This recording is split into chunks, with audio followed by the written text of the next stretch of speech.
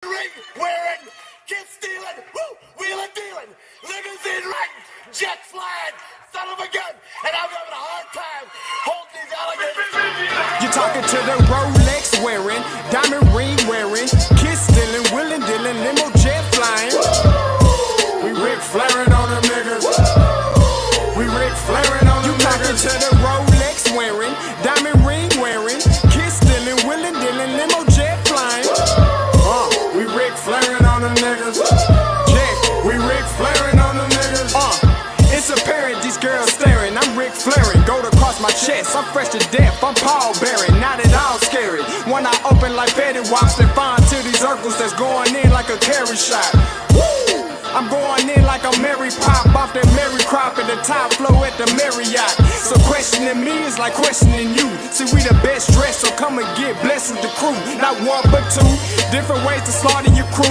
Committed tat across the chest, I guess she blessed with the truth. People want to see them checks, representation of proof. Living through my elders, trying to resonate to the youth. But ain't nothing to get my flash on. Longevity is heavily embedded in my melanin. Layman terms, I last long. My grind repetitive, I'm smoother than real silk. Lyrical cash cow who can't cry for spilled milk. We in here. You're talking to the Rolex wearing, diamond ring wearing, kid stealing, wheeling dealing, limo jet flying. We Ric Flairing on them niggas. We Ric Flairing on them niggas. You talking to the Rolex wearing, diamond ring wearing, kid stealing, wheeling dealing, limo jet flying. We Ric Flairing on them niggas.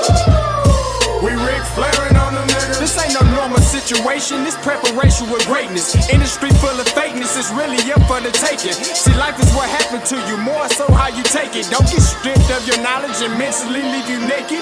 I like to live otherwise. I'm sorry that I'm fresh to death. I put the polo and apologize. See, black son, we ain't nothing like the mother guys. Quit to socialize, we organize, then we mobilize. Off the deep end like a scuba diver. And no confusion, just keep it pushing like Uber drivers. Woo! Business fresh just like a supervisor in a Gucci visor. Can't find a smoother rhymer.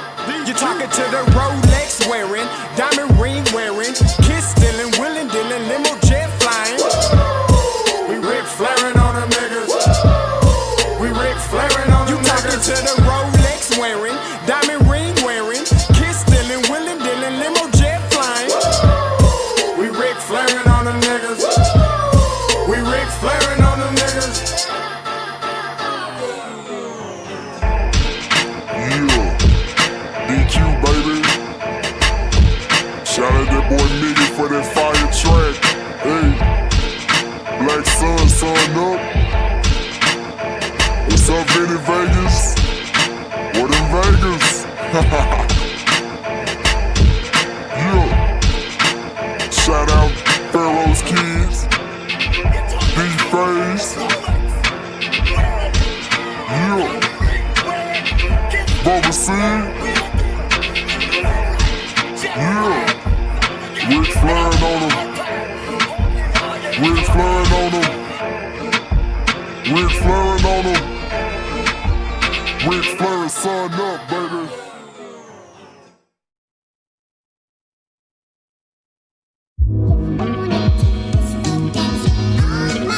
Yo, Scotty, you going crazy for this one. We see what you're doing, we salute you. Hey, let's get it started. It's Backpack Capital One. What's in your wallet? Got a call from my man A. Scott. I said I got it. Love that you highlighting all of these black colleges. Try to pay me for doing this. Look, bruh, if you don't get off my line with that foolishness, voice of the SWAC, pull up where you at, no cap. If the Brody is speaking the soft facts, my advice, tune in to every show. Captain Petty, but we know that the sergeant is with the smoke. Speculate, just tell me what is we doing. Get into it, okay, look, I'ma say this and keep it moving. My boy Scotty, man, he offered a leash. Black grad, paying college, I'm glad that he called me. Walking cause we all been taught that talk is cheap. Even primetime knows Scott for the HBCU streets. Cut the music. Cut the music. Listen, okay. I need you guys to be tuned the hell in, all right? I need you to be locked in with me. I'm going to ride this out for a long freaking time. I got an interview at 9. I'm going to try to keep this going until 7. All right, because I like to be a little bit over prepared for my stuff. You are the only participant in the conference. You know, once you hit a white girl, the call lines is open. All right, so listen, first thing first, I'm going to say this. I got an interview tonight, 9 o'clock Eastern with Jackson State's DB, Kellon Kennedy. Make sure you come back and tune in and check that out. All right, listen, I never asked of anybody. Listen, you know I never asked anybody to do this. I have never asked. But if you love Southern, okay, if you love Southern, okay, you need to share this. All right, I'm telling you that right now. You need to share the hell out of this. All right, anybody who's been a day one can tell you right now, I have never asked of any show I've ever done for you to share this. I'm telling you right now, you want to share this episode today. If you're a Southern alum or Southern fan, okay? So listen, let me give you the backdrop. I was kicking it today with my lady. We went to her uncle's house, right? My phone was blowing up off the hook, all right? Didn't answer it because, you know, family time is family time. So I get an email from a very, very powerful alum at Southern, okay? I'm talking about money that would squash you, okay? Money, if you put it on your head, you would shrink, all right? I'm talking about deep, deep pockets. He sends me an email and says, Scotty, we're about to have an Alabama State Part 2. That's what he said in the email. He said, Scotty, it's about to be an Alabama State Part 2 at Southern, and I need you to break this. I said, say less. You know, this is what I do. I don't really like to get in breaking news, but you know I like to break some stuff. You know, they call me the agent of chaos, okay? That's what they say. So he said it's going to be Alabama State Part 2. He said, we have a chance to get a big-time name coach, a Power 5 coach in the SWAC. He wants to go there. I have talked to him. I've asked my questions, everything like that. He wants to come to Southern. Money is not the issue. He said the only thing stopping it is Roman Banks. He said AD Roman Banks is the only thing stopping it. Plain and simple. Plain and freaking simple. He said everybody else is on board. All the big money players are on board. The only thing stopping it is Roman Banks. I'm telling you that right now. Verbatim, out of his mouth. The only thing stopping it is Roman freaking Banks. So you know what it got to be. You know what I got to do. I got to do it. I got to do it. I got to do it. Listen, I got to sound the alarm. What is we doing? What is we doing? This is what you have an opportunity to get. This is what you have an opportunity to get. And you want to go with Dooley because that's your boy. That's your man's. That's who, what? If you're a Southern alum, if you're a Southern fan, if you're any part of the program, this is what I need you to do right now. This is what I need you to do right now. That's his contact. That's his contact information. Roman_Banks at subr.edu, right? Phone number 225-771-2712. 2712. What are we doing? What are we doing? Call. Listen, it's my money and I want it now. That's what we on right now. All right. So listen, We're putting the power back into the alumni and the fans. Let your voice be heard. Listen, they're treating you guys as if you're 4 years old and they're the parent. That's how they treating y'all right now. They treating y'all like you're 4 years old and the parents. See, I couldn't do this with Alabama State because they kept it so under rock and key. You know what I'm saying? But when you got powerful people in powerful places with big money reaching out to me and say, Scotty, we got a problem, bro. On Monday, they are probably going to go with Eric Dooley, knowing that in the background, this is what you got. Listen, this is program changing, okay? I want y'all to understand, this is no shot. This is no shot. You're smoking crack. Varick, you're smoking crack, my boy. You are smoking hellified crack. That's the number. That is the number. 225. Hey, one of my moderators, please put this in the chat.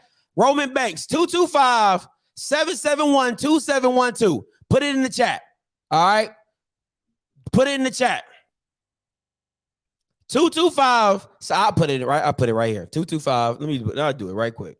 225 let me see.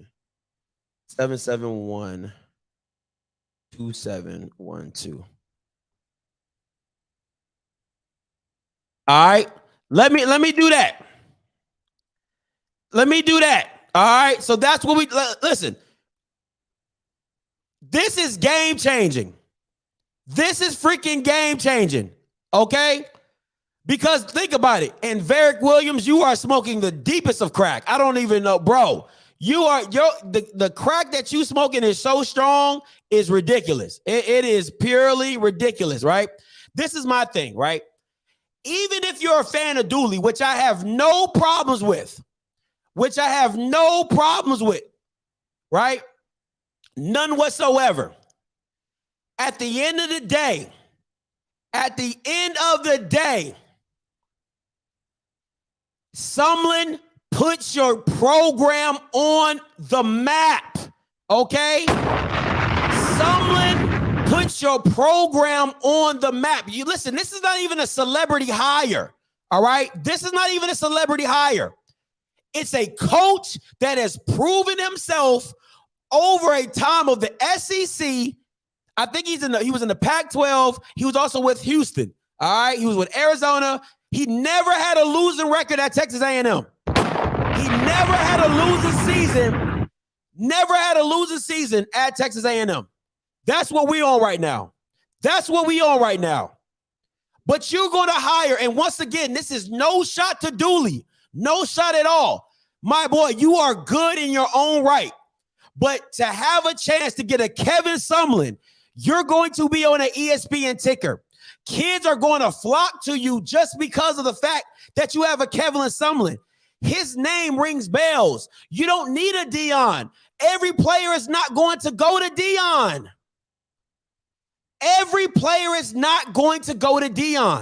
But the mere fact that the matter is that you won't even hire a coach that transcends your program tells me you don't care about winning.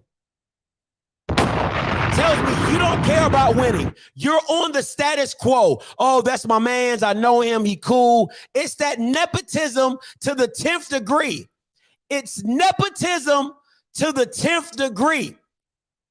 I don't understand it. And everybody keeps talking about how, oh my God, he has Louisiana locked down. Oh my God. Listen, you're not you probably can't even out-recruit Southern Miss. You can't even out-recruit Southern Miss. When's the last time Dooley's class at PV ranked in anything? Kevin Sumlin is going to change your program. Good, bad, or indifferent. You can live with that type of change. You can live with that type of publicity. Let me get to these callers. Hey, what's up, Mr. Kofi? Talk to me. Bro, didn't I tell your tale on Monday what was going down? You said it. All right. So, I mean, there's a lot there. Obviously Kevin Sumlin's beaten Saban, so I don't understand what the big deal is. There has to be additional clashes. And I don't know what Roman Banks is afraid of. But at the same time, sometimes AD's ego and they make it more personal than what it has to be. This could definitely be a game changer. This could be great for the SWAC. This could be great for HBCU football. And I don't know what guys are thinking, because again, I respect Dooley like a mug, but Sumlin has the greater resume. So if you're doing what's in the best interest of Southern University, then you hired the best guy, and that would be Kevin Sumlin. It's that simple. Hands down. It's just that simple. Listen. Simple. But a lot of us at HBCUs, we love the rumor mill. Well, Kevin Sumlin don't like black people. Well, he had black players his whole time at Houston. He had black players at Texas A&M. So what are you saying? What are you founding this on? He's black. So what are you founding this on? Mm-hmm. Well, his wife is white. Well, she married a black man. So where are you getting this information from? Where are you getting it from? Is this just rumors? Is this proven? Well, now I am curious now. I want to know what happened with that whole Kyler Murray thing, because Kyler Murray could have been his second Heisman Trophy QB. So I would be curious to find out what that is. But once I find out what that is, it still wouldn't be enough for me to be like, no, I can't hire you. No, I'm not going to do it. Or to find out if there's something that could be worked out. Did Kyler mess up? Was Kyler hard-headed? Was he a knucklehead back in the day? Mm-hmm. All of these different things that people don't know anything about. But they just look at it from afar. I know what I've heard, but guess what? I'm going to have the conversation if I'm the AD, because there's too much at stake. You've got to be at Southern University. You've got to beat Prairie View. You've got to beat Alcorn. FAMU's on your schedule every year, and so is Jackson State. Come on. So if you're going to beat these schools, you're going to need personnel. You're going to need good, solid coaches, because it's not going to get any easier anytime soon. And word on the street is, listen, and this is purely rumor, right? I haven't heard it from a legit source, but he said Gramblin's looking at Ed Reed. So if that is a play, absolutely. If that's a play for Grambling, you gotta beat your rival. They didn't beat Grambling this year without Ed Reed. Come on, man. So that's the thing. So you got that too. They lost their last 3 games. They lost 4 of their last 5. They play a Southland Conference member every year. They've got to be in a position where their team is strong. And I'm not saying that Dooley can't do it, okay? But this would definitely shorten the learning curve. Now, I know Sumlin knows a lot, and I'm not saying he's going to have a cakewalk in the park, because the SWAC is not going to be easy for him. But at the same time, he would instantly elevate Southern University's program to elite status, where at least people are going to be talking about the program around the country and really around the world. That's going to be an ESPN newsworthy story, mm-hmm. And it's going to instantly, like you said, it's going to put Southern University, it's going to elevate the whole school. And Southern's fan base, I know that he had applied or inquired about the Alabama State job, but the Southern University job is just a better job. It just is. Even though I'm looking at Alabama State, side, I'm really looking at Southern side. I know that they had their hopes. I know that Pete Richardson had a whole lot of influence with this, and I don't know if that has he's pushing Dooley hard. Even with that, and I respect Pete Richardson like a mug. HBCUs a lot of times are guarded because they're like, where is your heart in this? When you get somebody big, you want to feel secure in knowing that this guy genuinely wants to be a part of your program and genuinely wants to see your program prosper and go to the next level. And it's not just a stepping stone opportunity for you to use this job to go somewhere else to do what you want to do. And I think that has a lot, you know, just in the thought process. I wouldn't be dismissive, but I know Jaguar Nation has power. And Jaguar Nation, much of Jaguar Nation wants Dooley. So let's not leave that out as well. They absolutely do. They absolutely do. That Roman Banks has it. He has to at least have the conversation now that this is out there to say what his thought process was in regards to this. Because this could come back to haunt him. My thing is this, right? I need somebody to call. Hey, appreciate the call, Kofi. Real talk. Appreciate the call. No worries. Peace. I need somebody to call in and explain to me. I won't say a word. I won't say a mother effing word. I want somebody who is on the Dooley train to call in and explain to every listener I have on this channel why Dooley is better for Southern than Sumlin. I need if you, because all you Bamas are in the chat. All you Bamas in the chat. Deron, Defon, the Fable, Fob, whatever your name is, Verlick, Williams, all you Bamas. Listen, my boy, every coach gets a job to get another job, my boy. That's how life is. You get a job to kind of progress. So shut up. That's dumb. All right. So once again, I want somebody, all right, to call in and explain to me and every caller and everybody watching this channel right now why you would pick Dooley. The number, see, that's how slow you are, Fob. The number is on the ticker below. Just wait.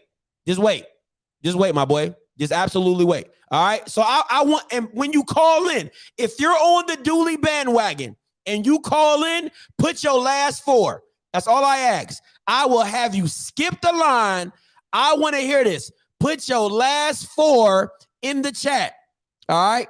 The call number, I'll give it to you, Fob, so you can listen to it. The call number is 516-259-9041. I'll give it to you again. If you're driving, 516-259-9041. I would actually love if Sumlin went to PV. If Sumlin went to PV, I'll love it as well. I'm going to say it again for people driving. 516-259-9041. Hey, Q, you live. Talk to me. Hey, big dog, real quick, man. Hold up, pause. Take the number off the screen. Hey, let this train wreck happen. As a PV fan, bro, let it happen. Cause bro, you can't screw that up, man. I think the biggest thing, like I said, the biggest winner of this, if they do, is Dr. Donald Reed, the athletic director for Prairie View A&M. Brother, I say Sumlin is a good fit for Prairie View A&M. For those who are outside of Texas area, basically Houston, Prairie View is Houston. Houston is the size of Connecticut, and it's only a 30-minute basically drive to get to Houston. So, I mean, bro, let this train wreck happen. That's all I got to say. All right, bro. Appreciate it, Keep doing what you're doing. Yeah, no problem. You know what's really funny to me? You know what's really funny to me about, what SWAC fans is doing right now? You know what's really funny? Roman Banks did not graduate from the SWAC. I want all that same energy. Roman Banks, I got people in here talking about Roman Banks wants to see the program do well. If he wasn't a basketball coach, he did not graduate from Southern University. He didn't do it. So all you Bamas out here talking about some Southern this, Southern that, Southern this, Southern that, he didn't graduate from Southern. He went to Northwestern State. But you all, he want to see the program do well. You don't know that. You don't know that. At the core of him, listen, this is what I've been saying from Jump Street. ADs in the SWAC want to be in the media. They want their name to be put on something. All right. They want that. That's what they always want. I want my name to be associated. I want to be the headline. You're not the headline. Nobody buys freaking tickets to come. But he didn't graduate, sir. But he didn't. All right, so let's talk. But he didn't. Stick on. He didn't. So my whole if his whole family went, why he ain't go to Southern then? All right, that's how y'all treat everybody else. That's how y'all treat everybody else. Keep that same energy, right? So my whole point is, you're the AD. Keep your ass in the background. Why do ADs want to be in the forefront? Most programs in the SWAC always want their AD to be the face of they want their AD to be the center of attention. For what? Nobody buys tickets. Nobody buys tickets to see you. Nobody goes into a Southern game and says, you know what, man, I heard Roman Banks is the AD. I can't wait to see this team play. Nobody says that. It is not a financial issue. He is still getting paid from Texas A&M and Arizona. It's not a financial issue. All right? It's not a financial issue. So my point is this. You're always talking, you want the best for the SWAC, but you're not willing to do something different to see a different result. What's the definition of insanity? To keep doing the same thing and expecting a different result. That's what the SWAC is doing right now. Insane. Hey, caller, you live. Talk to me. Look, Scotty, you doing us all a favor by putting this out there like this, because the favor is this. Now, I'm a Jackson State fan. All this means is now our chances of winning and having a great season next year would be enhanced by this kind of pick. Once they get past the nepotism, the friends, and AD's trying to be the top person, it just shows the kind of ineptitude that you have at Southern and other places too. So if this goes through like this, all this means is that my chances of winning some money on that game is going to go up. So oh, man, that's funny. Appreciate the call. Yeah, but listen, I want to hear this. Oh, yeah, I want to hear this. Oh, yeah, you got the floor. Yep. It's all you. Varick, this is Varick Williams, Southern fan who wants Dooley over Sumlin. Go ahead. It's all on you. No. Now, let me first say this. I like Dooley, but I think we could have done better. But I'm also say this about Sumlin. Sumlin wouldn't be a good fit at Southern. The SWAC has done this before. Y'all new to the SWAC, but the SWAC has brought coaches in from that level before, and none of them have been successful. Not one single coach like that.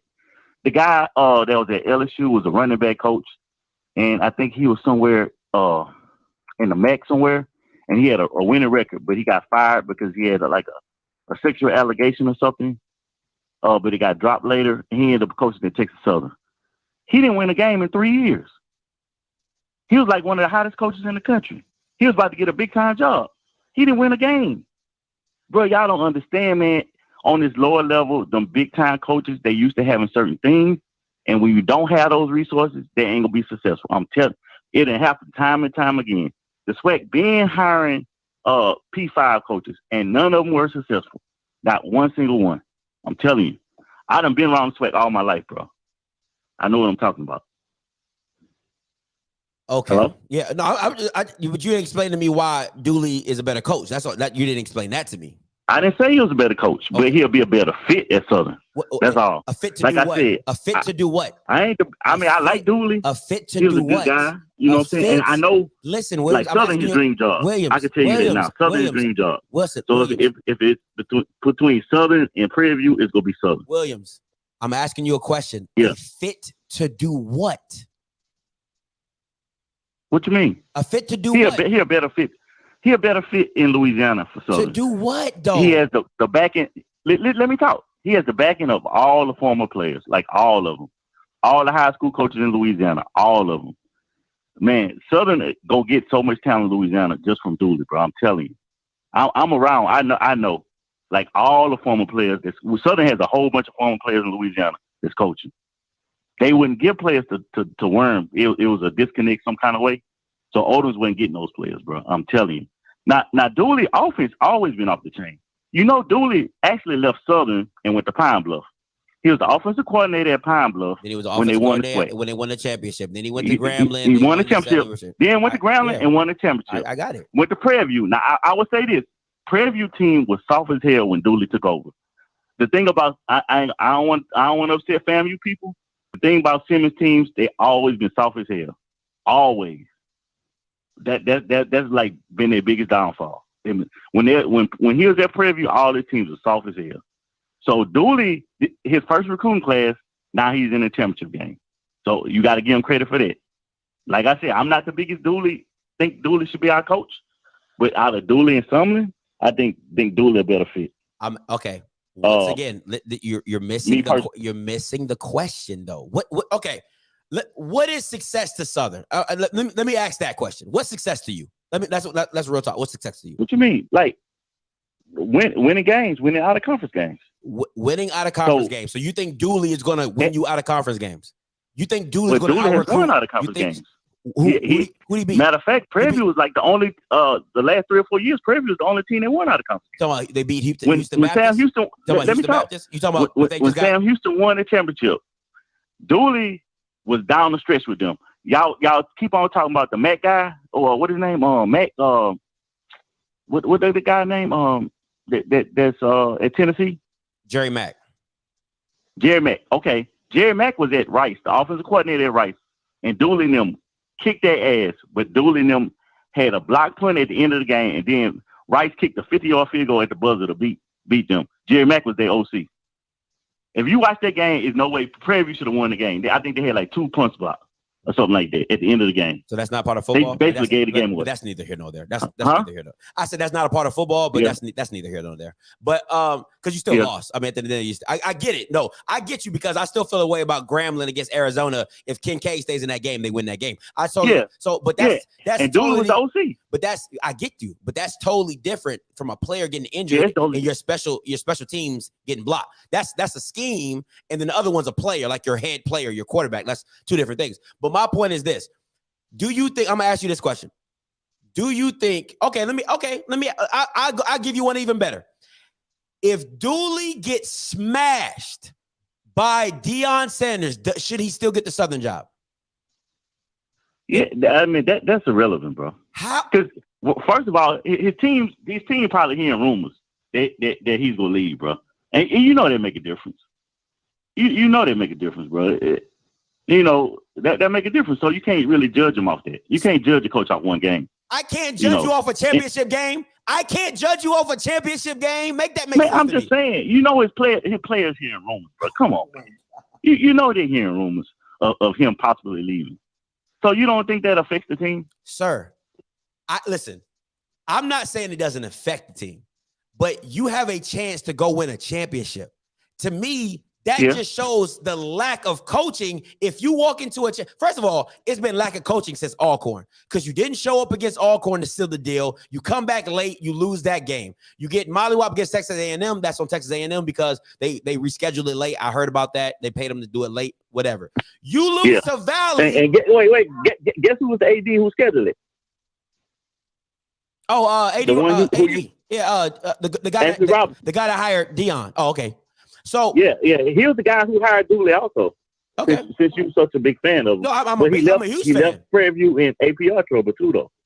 But that's neither here nor there. I'm a huge fan of AD Robinson because of him stepping outside the SWAC and him going to do something different. My thing is, but y'all ain't like the SWAC hadn't done it in the past, so that's what I'm telling you. We have done all this in the past, the last 3 or 4 or 5 years. The 3 or 4 or 5 years? Yeah, the last 5 years, bro. The guy, I forgot the guy's name. He was at LSU. He was a running back coach at LSU. He was like one of the top assistants in the country, and he ended up getting a job in the somewhere in the Midwest, bro. What is it? What's the league where Ben Roethlisberger will play quarterback at? The MAC. I believe it's the MAC. The MAC. He was in the MAC somewhere, and he had like a damn near undefeated record, and he was gonna get a Power 5 job, but then they had allegations of him hitting a woman, but he ended up getting dropped. So he didn't get the Power 5 job because of that. So he ended up going to Texas Southern, bro. And like I said, he was winless. He coached 3 years. He didn't win a game at Texas Southern, bro. Not one single game. So, bro, it's just different on this level, bro. because your resources not gonna be the same, bro. It's one thing. You know, on this level, anything might happen. Okay, bro. let me you'll show up at the game. And this happened to Southern before. You show up at the game, getting ready to go to the game, and they pull 10 players off the bus you've been practicing with the whole year, telling you they ineligible. That happened before with us, bro. So, you know, coaches who not used to that, it affects them. Like Rollins, you always saying like stepping outside. So Southern whole staff was outside the SWAC, bro. Southern just hired Rollins. They were already on the staff. Season. Come on, bro. They were already on staff. No, that's what I'm saying. They was already on staff. They hired bro. in the cold season. They were already on staff, bro. They were already on staff, so it was already something. Listen what I'm saying. They're not the same. Listen what I'm saying, bro. Listen what I'm saying. Rollins come from Tulane and UTSA. Our defensive line coach come from UTSA. Our secondary coach come from McNeese. Our linebacker coach came from McNeese. So all these people was outside the SWAC. They get in the SWAC. What happened? You can't tell me our roster. We should have the record we should have that we have with the roster. Okay. Let me finish. All right, let me finish, Williams. I'm gonna give you two. I'm gonna give you two things. One, they were already on staff. It just made sense to move them up. It's just that simple. It's in the spring. But what I'm telling you, they was on staff, but they were from the outside. They wasn't from the SWAC. Let you finish. Okay. They just moved him up, and it is what it is. He was already on staff. He tried to implement his system. It didn't work. My reason for Kevin Sumlin is this. When you talk about coaches who are supposed to be the hottest thing in the league or whatever, those, and I'll agree with you to this point of view, right? When you take a regular coach from a Power 5 and bring them down to the SWAC, if they don't have their own resources that they can bring to the table, their own kind of, I'll say their own cachet to bring to the SWAC, then they're not going to do very well, in my opinion. They might be able to coach. I don't think it's going to happen because of the lack of resources that I've heard from everybody. Because for one time, Smash tells me you got money, then you don't got money. And then you can't do this, but you can't do that. I don't understand it. And my last point is this. Kevin Sumlin to me is the best thing you can get for your money that has some cachet and comes with its own resource. That's my point. Hey, Williams, I appreciate you calling in. Well, I got a lot of people to call. Let me say one more thing. But there's another coach out there, too, that's better than him. Hey, what's up? Blue? Talk to me. What's up, bro? Okay. One, Jabar Juluke has never been a head coach in his career. Two, he has never left the South, bro. He has never been a coach in the MAC. He's never been accused of sexual assault. I don't know who in the literal hell he was talking about. Because it wasn't Jabar Juluke, whoever. I think somebody said Mike Hay. Let me see, Mike Haywood or something like that. Mike Haywood? I don't know. But listen, no, he kept saying the running backs coach at LSU everyone's been screaming for. No. Jabar Juluke is the running backs coach everyone's been talking about. He was the running backs coach at Louisiana Lafayette right now. They've been talking about maybe promoting him to head coach, but it looks like the D coordinator is probably going to get the job. And then he was a Southern alum too. He played at Southern on one of the championship teams, I'm pretty sure. And on top of that, he recruits Louisiana literally at an all-time level, man. He was the running back coach at LSU when they had Dice and Fournette and all these guys. There's no reason. And he sent 2 straight running backs at Louisiana Lafayette to the NFL, Scotty. Let me see. Hold on real quick. Let me see. Because from what I'm hearing, they're saying it's not who you're talking about. It's not Juluke. They said it's somebody who was the former coach at Texas Southern. I'm trying to go back in Texas Southern. Let me see. Football coaches. Let me go back a couple years. Let me see. 16. Yeah, Michael Haywood. Okay, what I was saying is he might have been talking about a different person, but he kept saying the running back coach at LSU, and Jabar Juluke was the one that has been clamoring as the running back coach at LSU and Louisiana Lafayette. So he might have been talking about someone else, but he was saying the wrong thing about them. Got you. But yeah, Juluke easily, and let's get to this. I just need to hear a Southern alum tell me why Dooley is a better choice than just even Juluke. I need to hear it because I can't think of one thing. I mean, Dooley's been a head coach before. Yeah, but hasn't won anything. So Blue, let me ask you this. So, because I don't think you were a Sumlin fan, if I'm not mistaken. I don't think you were a Sumlin fan. He's better than Dooley, but I'm still like, I'm questioning because once you took someone out of A&M, like if you go back and look at what he did at Arizona, it's bad. Yeah, it's really bad. I saw that. It was like 10-21, something like that. Houston, he was good. Texas A&M, he was good. What do you think happened in Arizona, Blue? One, it's hard to recruit in Arizona, and two, I don't think he fit what they needed as a head coach because he really wasn't a West Coast recruiter, if that makes sense. So like, you know the narrative that like the SEC doesn't hire a lot of coaches outside the SEC because they don't have history of recruiting those southern states.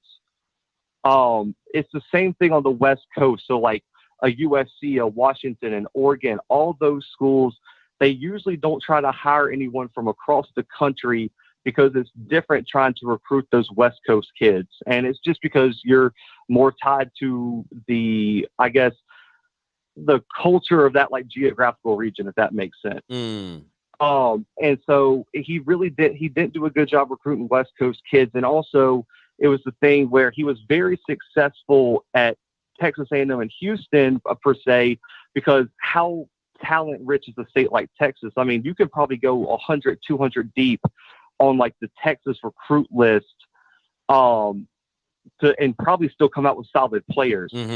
But in Arizona, how many elite recruits come out of Arizona? Like other than Spencer Rattler, I can't think of many. So for me, I think that was the biggest difference, is that he was so used to having a talent pool in his own state where he could walk into a house and say, you could stay at home and play for me. And he had a bunch of he had a surplus of players in Texas. You didn't get that same luxury at Arizona. And so they went and got Jed Fish, who's an alumni of Arizona, who comes from the Patriot system and everything like that. So he's more tied to the culture. So he's been a little bit more successful at Arizona than what Sumlin was. He had a solid year in his first year, I would say, from where that program was. And they won one or two games down the stretch, and his recruiting class is really moving up. But for Sumlin, I think coming back to the South would do wonders. If Sumlin can get, and this is going to be a weird take, if Southern hires Dooley, I think it actually helps Prairie View more, because someone can go to Prairie View and coach in the state of Texas and pretty much stockpile his talent in Texas. Exactly. So I actually think Sumlin would be a better fit for Prairie View and or like a Texas Southern than he would be for even for even a Southern job, because the number one thing for me when you go into Louisiana is you're going to have like every LSU coach, every Louisiana Tech coach, every ULL coach, the number one thing you have to do is recruit the state of Louisiana. I mean, really and truly, I mean, that no one gives it respect, but Louisiana has legit high school talent every single year. And so for me, like, yes, you're getting Dooley, who, apparently a lot of people like, but for me, Jabar Juluke has more experience recruiting the state, and he's done it at a higher level than Dooley. Makes sense. And the other thing is he's more connected into the LSU program. He's more connected into the ULL program. So I think he'll have more success in the transfer portal as well. Okay. All right. I appreciate the call. I appreciate the Blue. Hey, appreciate the call, Blue. Later, man. All right, man. Peace. Hey, what's up, Coach Green? Talk to me. What's up, man?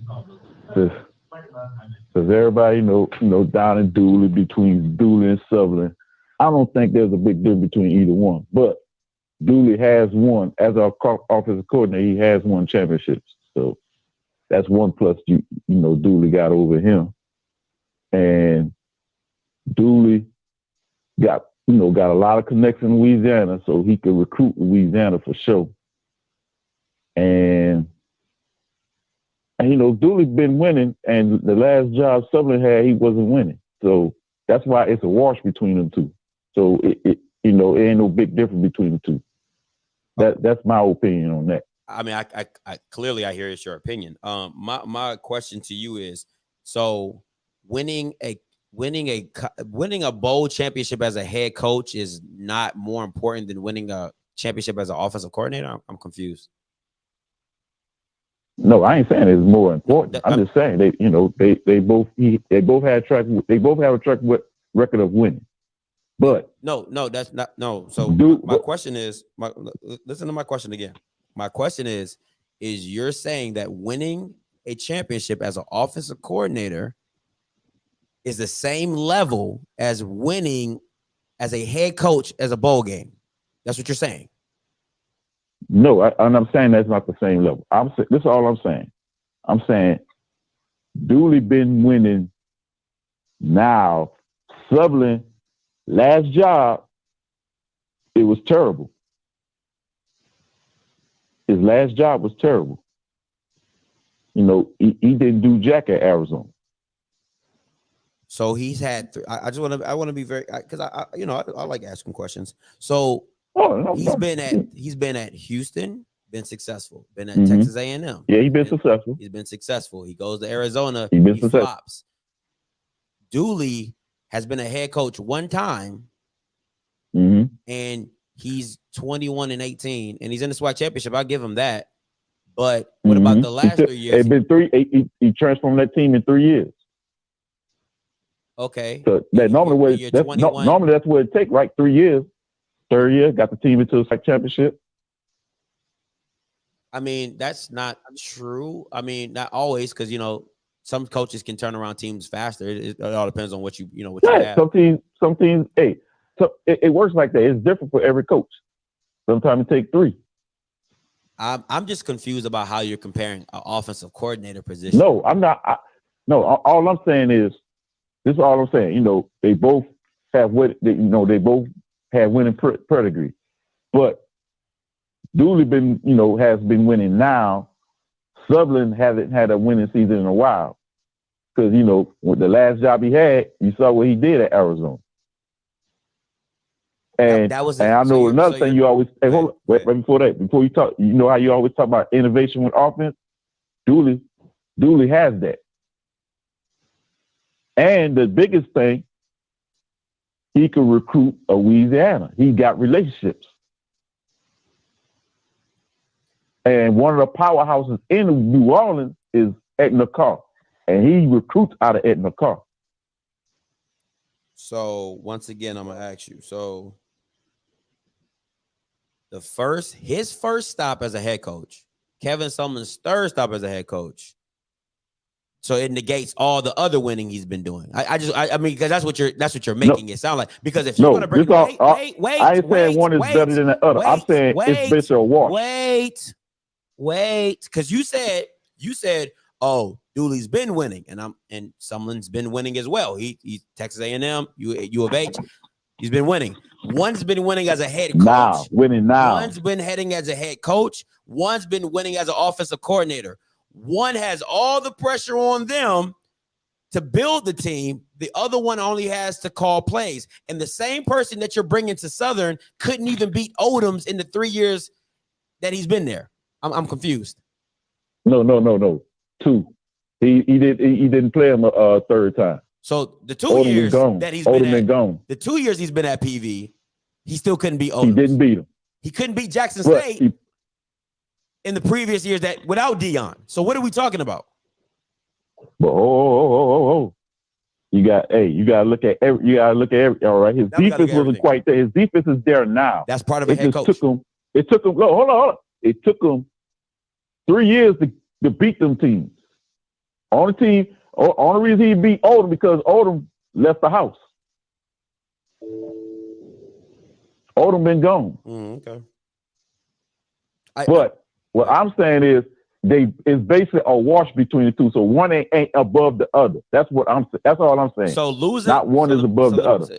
So losing, I'm be very clear. So oh my goodness, this is crazy. This is really crazy. No, all I'm saying, one is not above the other. That's all I'm saying. You're right. You're absolutely. You're right. Okay. I'm not going. We have to agree to disagree on that one because I don't agree. But how you feel.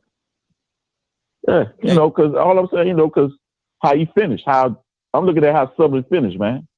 Okay, and I'm looking at how Dooley's finished. And right look, now. and one of the things you always say, you harp on it, because if it was Arizona, if you was keeping up with Pac-12 teams, you would have been big on talking about, oh, that's coaching. You've been always talking about, oh, he makes no adjustments. Oh, he's a horrible coach. You've been hollering, fire him, right? Yeah, the same thing I've been doing about If Dooley. you was covering the Pac-12, you've been hollering, fire him, right? I haven't seen the game, so I can't say that. No, I'm just saying. You saw the record. You would have been saying, fire him. I know it. Yeah, he got fired. Well, I'm just saying, you would have been hollering, fire him before they fired him, though. And he got fired. Every time and I know he did. We all know that. So I'm confused. We all know that. What's the point? We all know that. But all I'm saying is, hey, now this is the only one I agree with Blue Blood on this. Now, maybe it should be Juluke first before Dooley. And now if you put Juluke and Dooley up there, I would have been all with you. So you're gonna I've been like Juluke. Okay. Okay. I'm not. Listen, I just wanted people to call in to talk about why they feel Dooley is over. Sumlin, you did that. Appreciate the call. I got a lot of people on the call. Ooh, my head is hurting. My head is really hurting. Hey, caller, you live. Talk to me. Hey, what's going on, Scotty? What's My your name name? is Jordan, man. I watch your show quite often. I want to say thank you first and foremost for your coverage and all that, the Jackson State games and all that. But I do want to speak really fast on this Dooley and Sumlin topic. It kind of reminds me. Now, my father is not like Sumlin, but he has coached in the NFL for quite some time. And I know when Coach Simmons was trying to get a job at PV, my father and Coach Simmons were up for the head coaching job. And kind of the same thing was going on. What's going on right now is people were saying, man, you got to get a SWAC guy in there, And so they end up choosing Coach Simmons over my father. I look at this kind of the same way. I think that Dooley might have more of that culture for HBCUs, but I think that for recruiting wise and changing the program, that the best thing for Southern to do would be to go for Sumlin for sure. He's really good with the guys in Dallas to Houston to even Louisiana. I mean, he had a lot of Louisiana kids on his roster at U of H and at Texas A&M. So I agree with Blue that there are better options than Dooley. Even the guy that is the running back coach at LSU or was running back coach at LSU, I definitely look at trying to get him in there. But I'm not sure a guy at 21 and 18, I would be going hard for trying to get him over at Southern. Well, that's what they that's definitely what they're trying to do. My question to you is, and everybody wants to know if you don't mind asking, mind telling us who your dad is. Yeah, his name is Johnny Holland. I played at Prairie View myself and got to go on and play in the NFL. My name is Jordan Holland. My father is Johnny Holland. He played at Texas A&M and then has been coaching in the NFL for about 26 years. And like I said, he was up for the head coaching job, but it was simply that he had never coached in the SWAC. And so they said, oh, well, hell, he's not going to kind of be the guy that people can rally behind. And, of course, he would have been different for the SWAC, but he would have had that positive change. I mean, he's a great guy, loves his players, is a players coach in the NFL, and definitely could have had kind of that Dion effect of pulling guys in from larger schools to come in, transfer, and play at Prairie View. But they really were not feeling that. From the alums to even Ashley. Ashley was over and was the AD at the time. So it's a weird thing, man. I saw it when it happened with my father, and now to see it, it's hard to put the finger on. I do understand the part where people say that it's just a stepping stone for a lot of coaches, but I mean that's everywhere, man. So you really life. can't that's life. have that chip on your shoulder about that. My question to you is this.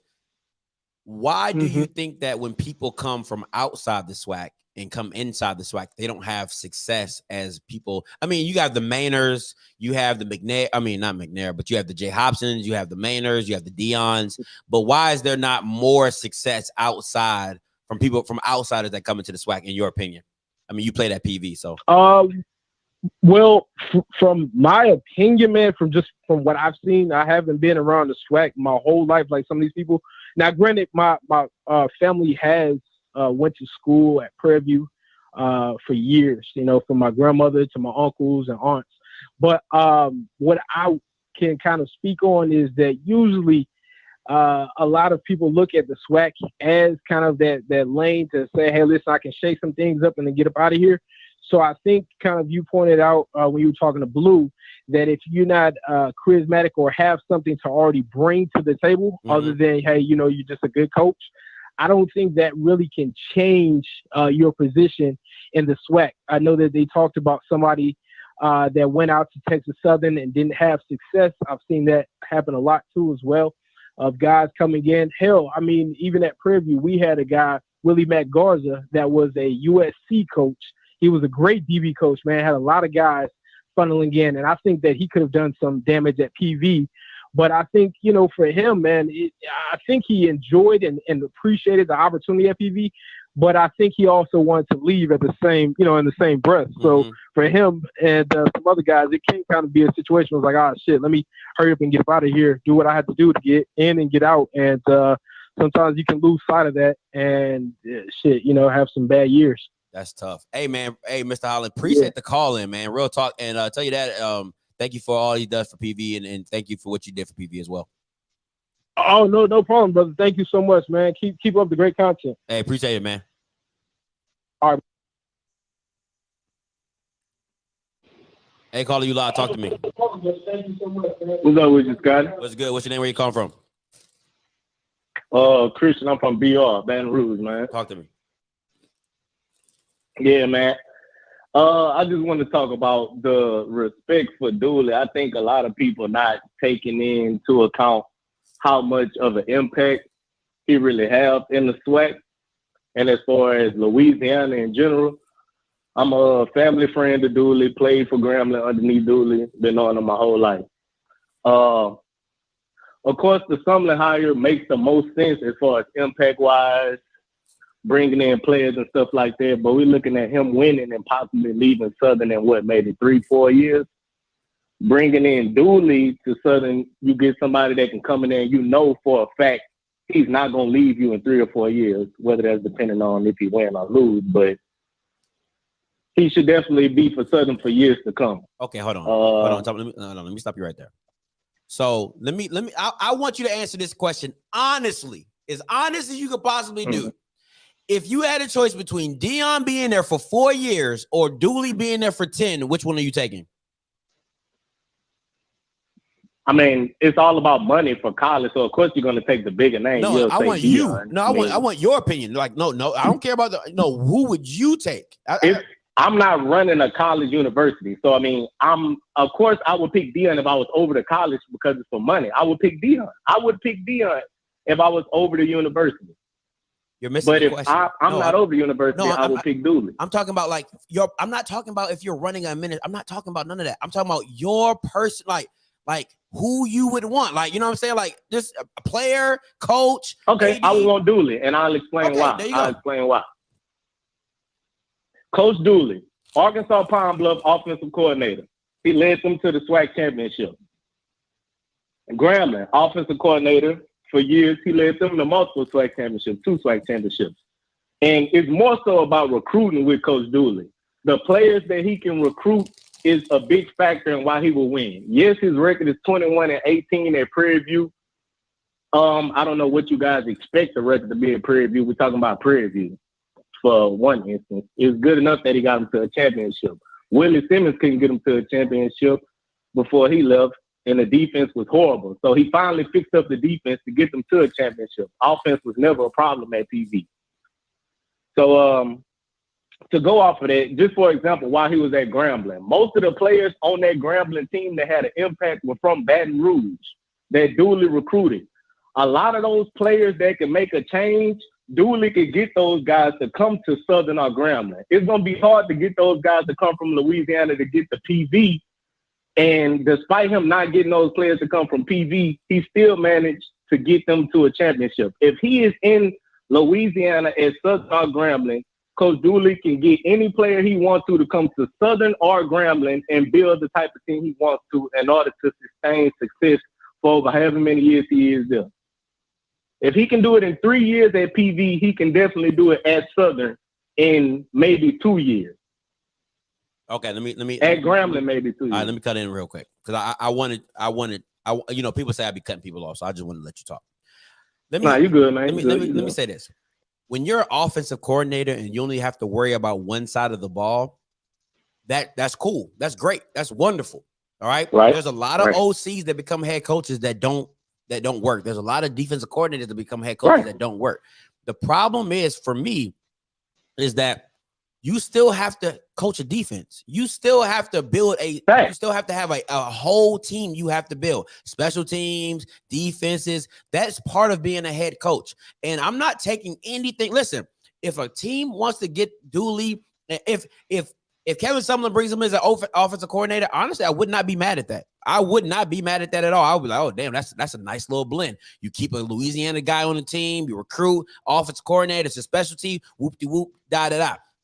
But if you're talking about Dooley competing with Dion, competing with Fam, competing with Alcorn, goddamn, trying to beat Valley, like it takes more as a head coach than it does to just be an offensive coordinator. I understand that, but what I'm saying is if he did it in PV at 3 years, what I'm saying is if he's in Louisiana, he can definitely get it done in less than 3 years. That's the point that I'm making to you. He's showing that he has the connect, the recruits and everything to get that job done. The record is definitely supposed to be better at PV. Listen, but what I'm saying is in his 3 years at PV, I guarantee you his 3 years at Southern or Grambling, his record will be better than what it is at PV. Listen, I'm going to say this to you. Let's be 100% real right now. Let's be real. And, you know, I'm I clown Grambling and Southern a lot. Grambling had a down year. All right. Alcorn is not even what they were, and they beat you. Valley beat you. Like, what are we talking about right now? You went. That's true. Okay, I will tell you this. All of that is true. And I'll tell you this for the most part. I just think it's really the fact that Dooley knew he was leaving. So it's pretty much the fact that he's gone those games. I'm not going to say he wasn't into the game, but he knew he was leaving PV probably weeks before this. So none of this really matters. He knows he's going to get the job at Southern or Grambling. To you, I get what you're saying. Yes, the defense, they lost to Alcorn and all that. What I'm saying is he's at Southern or Grambling, those things completely change. All of that changes. You can't say that. You can think that. I can. The players are different. I mean, how can I not? It's just the same as you giving your opinion on what you think. Okay. So since the players okay, who has the better roster, Valley or PV? Don't worry, I'll wait. PV. So how they lose that game? If that's the case, upsets happen all the time.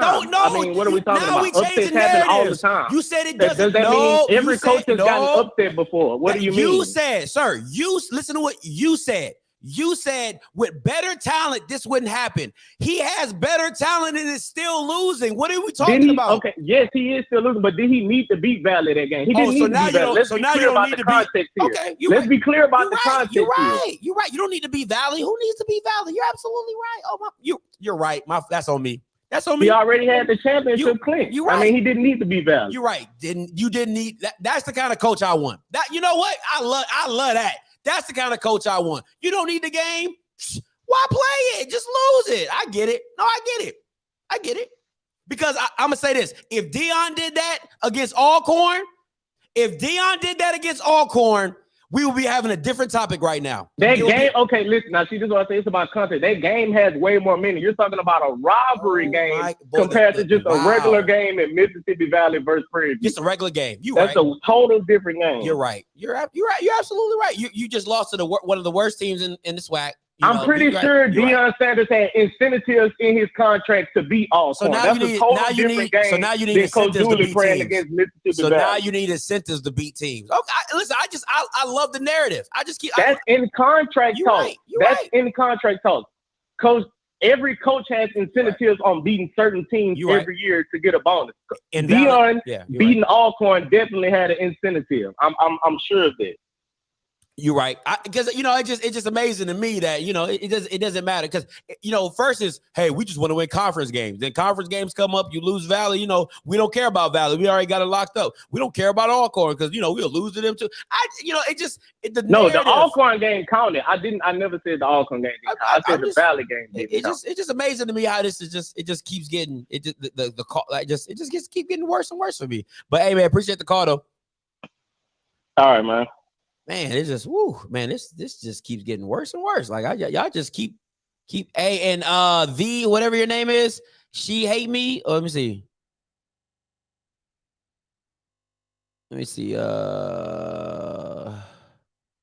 me see. Hey, she hate me or whatever your name is. The hate me, she hate me. You're not a member, my boy. You probably canceled your membership because you don't have your icon on there. So sorry about that. If you're a member, if you got an icon on your thing, make sure you put it in the chat, man. Like I don't know y'all numbers by heart, bro. So y'all need to start putting y'all stuff in the chat. So if you're not a member, you know what I'm saying? Put your stuff in the chat. Put your stuff in the chat. Hey, caller, you live. Talk to me. You understand? Put your stuff in the chat. Hey, Scotty. I just want you to ask them one question with this head coaching thing. Turn your background down. Turn your background down. Yeah. I just want you to ask them one question with this. All right, there we go. Dion got to Jackson State. When he got to Jackson State, what did he bring with him? Didn't he bring some 4-star players, 3-star players to Jackson State by his name alone? Uh-huh.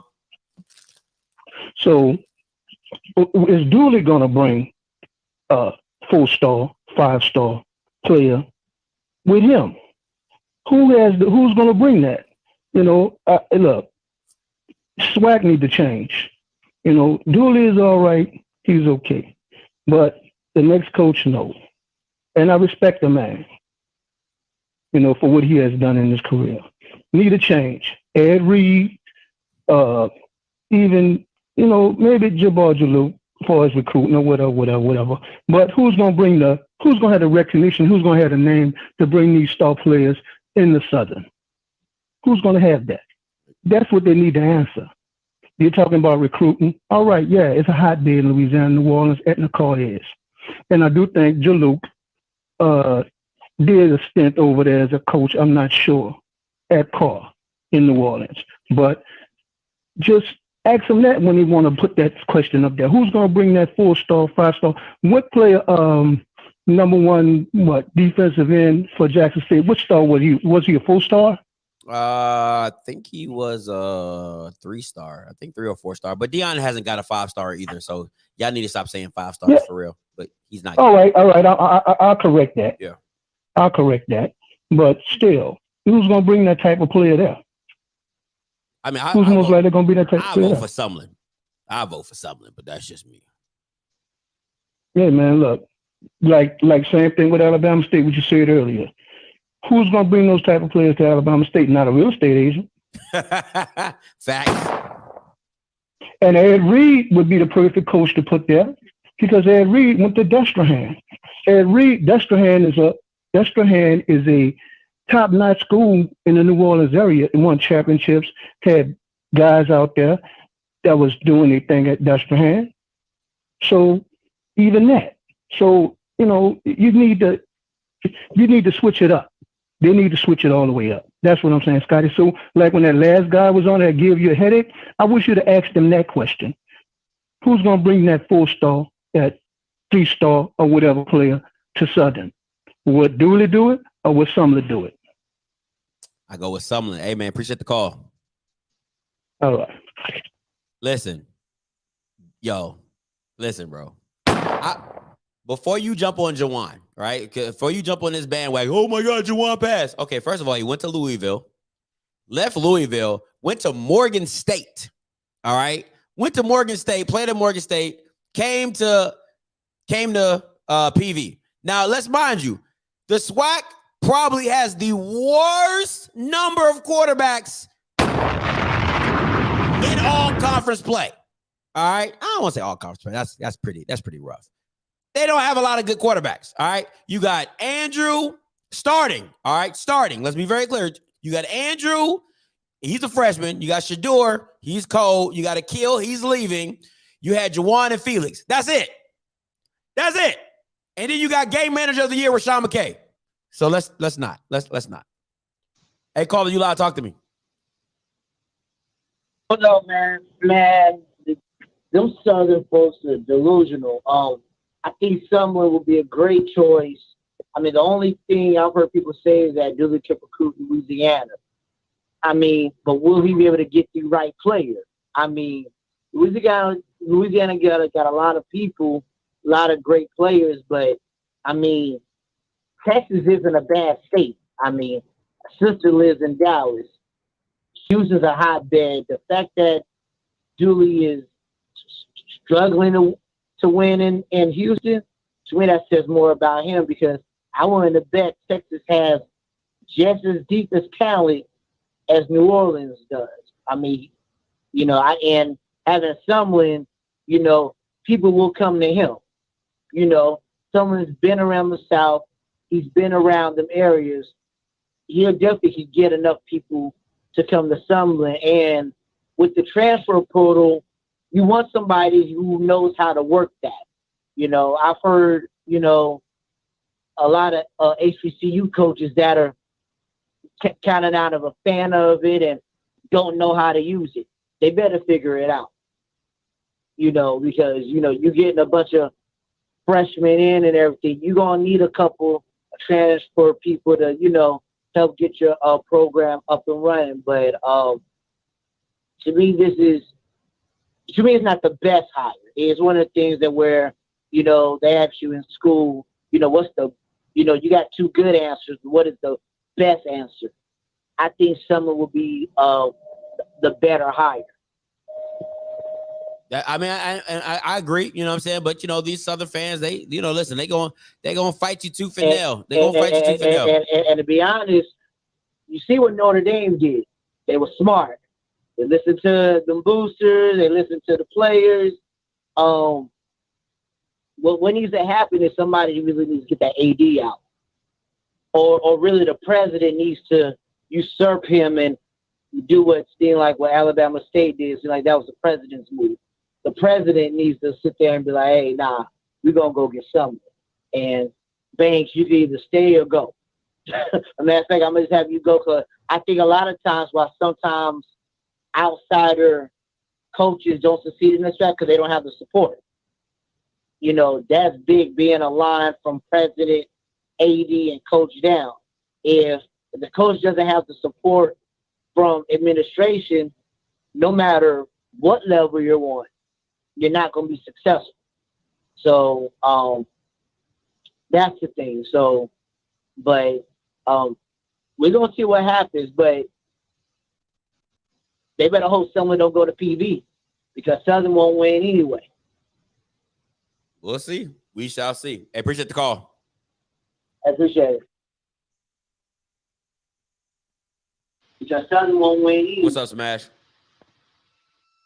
Yo, hey man, I the guy who was on here, I think last, he said something about being delusional, bro. Scott, you know, sometimes I think with you on board to the SWAC now and all the newcomers, people are delusional. Like we sit up here, we would do that. They might do the pick, but this man in the SWAC, where the fuck y'all coach at? You know what I'm saying? A lot of people sitting up here keep saying, would they draft 5 stars? Dion ain't got a 5-star. Jackson State have a Make-A-Wish, a prayer, and Dion Sanders. They act like before Dion they wasn't losing. You know what I'm saying? They was in a slump. My thing is, like, people are delusional and they forget, like, Southern team never was sad. Y'all make the joke that they only couldn't beat Alcorn. They mean they beat all the rest of y'all ass. You know what I'm saying? So sitting there to act like they're a losing team, or like they're just a losing franchise. I get it, but if they lose in the championship, what they had, y'all didn't even make this damn championship. My thing is saying this, like, let's respect Dooley a little more. He in the damn championship for God's sake. Now, granted, I get they didn't play Jackson State, but they won. They beat the people they need to beat. They're in the damn championship. Now, I agree a lot of stuff, Scotty. We do need a new AD. I want Jabar Juluke to be the head coach. I'm actually about to head to Edna College playoff game right now. I'm pretty sure he's going to be there. He started the dynasty for everybody who don't know. He started the first dynasty and won a championship, and then he went on to, I think it was LSU, McNeese, wherever he went at. But all I'm saying is, like, put, like, this man, like, he was an ass. You know, all could around shit. It's McNeese, he ain't in the championship. So we need to stop being delusional and getting on this new bandwagon. What Dion doing, acting like Dion is competing with fucking SEC schools down there when it comes to talent. He's a threat no matter where he goes. So when we try to like act like we competing with him, I like how he raising the stakes and like want better for the league. But y'all acting like the SWAC. Y'all don't know what the SWAC was before this year. You know what I'm saying? That's all I'm saying. Everybody like they just forgot. Like I'm saying, y'all, you going so hard on damn Dooley, but he only been there 3 years. So yada yada yada. I get his record hasn't been the best. So let me ask you this. Let me ask you this. Would this be a hire of the century without Dion being in the SWAC? You said would it be a would it again? Would Dooley going to Southern be the highlight of the SWAC if Dion wasn't in there? You know what, Scotty? I said a lot of shit. I can't answer that because this is how I feel. I've been saying this for a minute. It plays more of a part besides Dion. Dion was a big distraction, but we act like we ain't add Bethune and Fam to the SWAC to make it a more run case. You know what I'm saying? Because I always said I don't know why the hell they put FAMU and Bethune on the same side. They made Alcorn move over to West. You know what I'm saying? So I'm gonna just say that the coach hire don't really mean nothing, but if Dion, hell no, that's just answer your question. I mean, but at the same time, we just know his success. You know what I'm saying? Only person who's a newcomer to this whole thing is Dion, but it's Dion damn Sanders. Y'all know he's like one of the greatest players in the damn world. He's gonna come with more resources than anybody. Y'all keep saying hire all these damn celebrity coaches. Yeah, they're gonna bring some resources, but you think they're gonna do the level Dion doing? For real, for real? You know what I'm saying? It'd be nice to see, but all I'm saying is people just delusionally act like they don't know who ran shit before Dion got here. So this is the first one. So he ain't win the spring, so we say the spring count of the day. All I'm saying is just we need to stop being delusional like shit ain't been shit like McNair ain't been running this shit. He ain't even winning. So now what? Dion got the juice now. Let's focus on that shit. But at the same time, it's like y'all disrespecting all the rest of the hard work that all these other coaches been putting in. Like granted, Dooley record wasn't too much at PV, but at the same time, most of his hitters is from Louisiana. You know what I'm saying? So that's all I'm saying is we just gotta. People are just delusional, like they act like they don't know what the fuck been going on before Dion got here. It wasn't no. Listen, if Dion, like you said it one time, Scotty, if Dion would have did anything but went to the SWAC championship, what would have happened? It would have been a failure. It would have been a failure. Exactly, and it's like common sense. Like he got all these super ass players that's better than the talent that's really in the fucking SWAC, and he's still barely losing on some situations. All these tag teams, y'all quote unquote, he barely losing some. And like I said again, Dancy at what's him called? He did a good job, but he been losing too. A loss is a loss. At the end of the day, I don't give a fuck. It's 1 point. He ain't been winning shit. I don't care. You be giving good games. That's cool and all, but. Let's stop disrespecting the coaches that was said before Dion. Smash. But this is the problem though, right? If you're taking Jackson State, who's supposed to just like you said, I'm gonna use all the words you just said. They have this boatload of talent. You're taking Jackson State to the fourth quarter, and your coaches dropped the ball on that game. Okay, so you lose that game. Alcorn. You're taking Jackson State down to the wire, and you lose that game, right? So the games aren't out of reach. So Dion isn't just doing he might have a boatload of talent, but he's just not beating up on people. So everybody's still in play. All I'm saying is if getting that much, listen, think about that. You said a boatload of talent and he's barely beating teams. So why not bring in another coach? Why not bring in another coach that can, off his name alone, bring in good talent, more than what the SWAC is used to getting, right? The 4-star, whatever, however you want, because they'll pick and choose. Oh, from 1995, we got this 5-star. In 2003, we got this. Okay, cool. I'm talking about today. If you bring in a coach today that can compete on the level of recruiting with Dion, you're not that far away, because as you see, what you had last year wasn't that far away from beating them in the first place. So it's either. Scotty, I'm not disagreeing with you, Scotty. Scotty, I think you make it to the point. You're right. I'm on your side. We need new fucking coaches in the SWAC. Not just at Southern, not just at Grambling. I think they need to fucking the whole SWAC need to get some new coaches. My thing is, all I'm saying is that people got to stop acting like shit wasn't running shit before Dion came to this motherfucker. I love this. I listen, bro. I wish I could interview the nigga to talk to him to praise him about everything and the attention that he's brought to the SWAC. But it's just like I feel like they just like you disrespect all these old coaches. You know what I'm saying? Like McNair. You know what I'm saying? Like, you know, this is not his season. His season that he's not winning. But we just forgetting what shit was and like, you know what I'm saying, how close shit is before Dion got here. You know what I'm saying? Like, it's so much disrespect going on. Like, damn. Why is it about this? It's not okay, this. I'm literally so talking, it's not about I this. could give you that. I would give you that if Odoms was still there. If Odoms was still there, I could give you like stop this. I would. I'm like, yo, like if Kevin Sumlin, they're like, yo, Kevin Sumlin. I'm like, why this? Odoms has never had a losing season. So you gonna get rid of the guy who has never lost at Southern, and never had a losing season at Southern. They didn't get rid of. He left. It's a difference. Okay, he left. Well, I know what the reason why. He left. He left. And then you go get somebody that at PV couldn't win, couldn't beat the guy that left. Right. So what are we talking about? He's supposed to be an offensive-minded guy, but he's a head coach now, so he has to cover defense as well. So my thing is this.